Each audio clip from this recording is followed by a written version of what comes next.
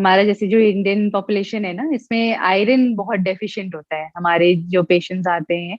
तो हम डिलीवरी के बाद एक तो उनकी खुद की बॉडी की नीड बढ़ जाती है, बिकॉज वो बेबी को फीड करवा रही हैं और साथ के साथ बॉडी रिकवर कर रही है।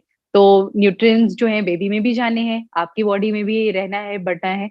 तो आयरन और कैल्शियम ये तो मैंडेटरी है, ये लें। अगर तो आपके फूड में, हमारी डाइट जो ऐसी होती है उसमें आयरन अब्सॉर्ब होना बॉडी में थोड़ा कम ही अब्सॉर्ब होता है जितनी हमारी बॉडी की रिक्वायरमेंट होती है, तो हम आयरन सप्लीमेंट देते हैं और साथ के साथ कैल्शियम भी सप्लीमेंट देते हैं।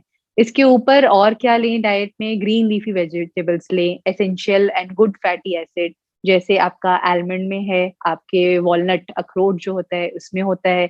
और अगर आप नॉनवेज डाइट फॉलो करते हैं तो फिश जो होती है उसमें अच्छा है, लिवर में है उसमें अच्छा है।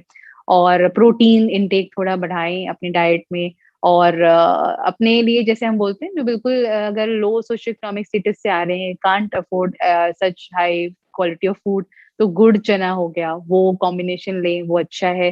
साथ में अगर आप आयरन टैबलेट्स ले रहे हैं और कैल्शियम ले रहे हैं तो दोनों को स्पेस आउट रखें। ऐसा ना करें कि आयरन को साथ में और कैल्शियम को साथ में ले रहे हैं, क्योंकि वो एक दूसरे के एब्जॉर्प्शन को ना एंटोगनाइज करते हैं, रेजिस्ट करते हैं। इसलिए दोनों को अलग अलग लें। अगर आयरन सुबह में ले रहे हैं खाली पेट लेना प्रेफर करें, और कैल्शियम को रात में कुछ खाना खाने के बाद लें।